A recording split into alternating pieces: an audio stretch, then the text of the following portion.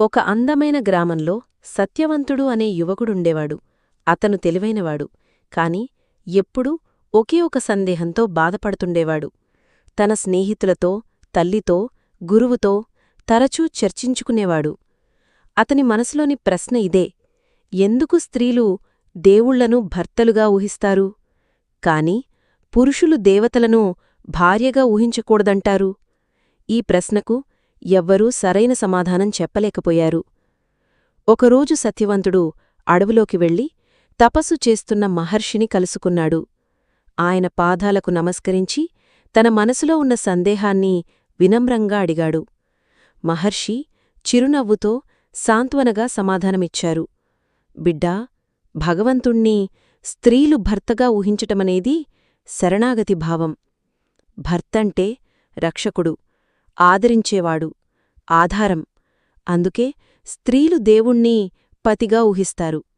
కాని దేవతలను పురుషులు భార్యగా ఊహిస్తే అది కామభావం లేదా ఆసక్తివైపుకు తీసుకువెళ్లే ప్రమాదముంది.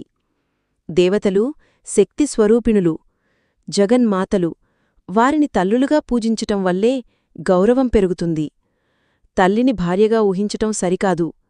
అందుకే మన సంస్కృతిలో వారిని అంబా, జగన్మాత, లక్ష్మీ తల్లి అని పిలుస్తారు. కాని భగవంతుణ్ణి పతిగా ఊహించటం వల్ల భక్తి పరాకాష్ఠకు చేరుతుంది. సత్యవంతుడు మహర్షి మాటలను శ్రద్ధగా విన్నాడు. అతని సందేహం తీర్చబడింది. ఇప్పుడు నాకు అర్థమైంది గురువుగారు అని అతనన్నాడు. దేవతలు తల్లుల్లా మన రక్షణ కోసం ఉంటారు, కాని భగవంతుడు మాత్రం భర్తలా మనకు ఆధారమవుతాడు. ఆ రోజు నుండి అతను దేవతలను తల్లీ అని పిలుస్తూ భగవంతుణ్ణి పతిగా ఊహిస్తూ భక్తితో జీవించసాగాడు. కాని సత్యవంతుడి మనసులో ఇంకో సందేహం కలిగింది. అతను వినమ్రంగా మహర్షిని మళ్ళీ అడిగాడు. మహర్షి, భగవంతుణ్ణి పతిగా ఊహించటం శరణాగతి అని మీరు చెప్పారు, కాని ఇది స్త్రీలకు మాత్రమేనా? మగవారికి ఏమిటి మార్గం?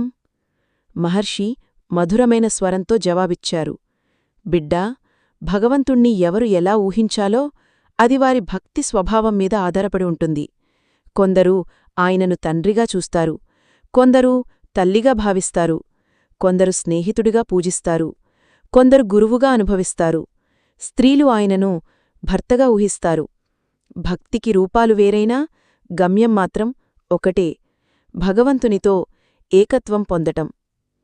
ఈ మాటలు విని సత్యవంతుడి గ్రామానికి తిరిగివెళ్ళి తన స్నేహితులతో చెప్పాడు.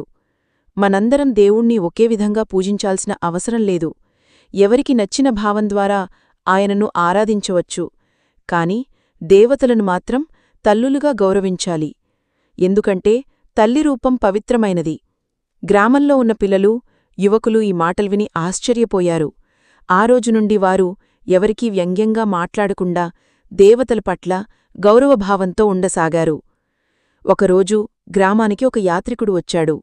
అతను సత్యవంతుణ్ణి ప్రశ్నిస్తూ అన్నాడు, నీకు భగవంతుడు ఎలాగా అనిపిస్తాడు? సత్యవంతుడు ధైర్యంగా జవాబిచ్చాడు, నాకు ఆయన గురువు, తండ్రి, తల్లి, స్నేహితుడు అన్నీ. నా భక్తిభావం ఒక్క రూపంలోనే కుదరకుండా అన్ని రూపాల్లోనూ నేను ఆయనను అనుభవిస్తున్నాను. యాత్రికుడి చిరునవ్వు చిందించి ఆశీర్వదించాడు. అతను చెప్పాడు, ఇదే నిజమైన భక్తి బిడ్డా. దేవతలను తల్లులుగా గౌరవించటం, భగవంతుణ్ణి స్నేహితుడుగా, గురువుగా, పతిగా లేదా తండ్రిగా ఊహించటం, ఇవన్నీ మనసులోని పవిత్ర భావాలే. వీటిని కామానికి కాదు, ఆత్మజ్ఞానానికి ఉపయోగిస్తే భక్తి పూర్ణత చెందుతుంది.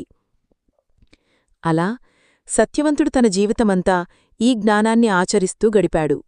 అతను భక్తిలో ఎప్పుడూ సమతాభావాన్ని కలిగి ఉండేవాడు. దేవతల పట్ల గౌరవం, భగవంతునిపై శరణాగతి, ఇవే అతని జీవితం యొక్క సారాంశమయ్యాయి. నీతి: భక్తి అనేది ఒక్క రూపంలోనే కట్టిపడేయబడదు.